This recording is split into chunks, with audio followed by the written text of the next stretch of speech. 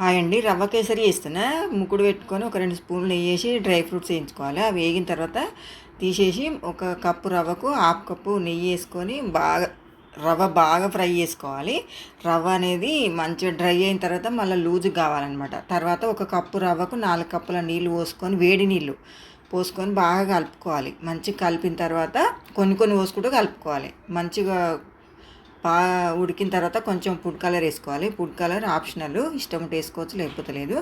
తర్వాత బాగా ఉడకాలి. ఉడికిన తర్వాత ఒక కప్పు రవ్వకు కప్పు చక్కెర పోసుకొని మంచిగా చక్కెర అంతా కరిగిన తర్వాత కొంచెం కుంకుమ పువ్వు వేసుకోవాలి. ఇది కూడా ఆప్షనలే.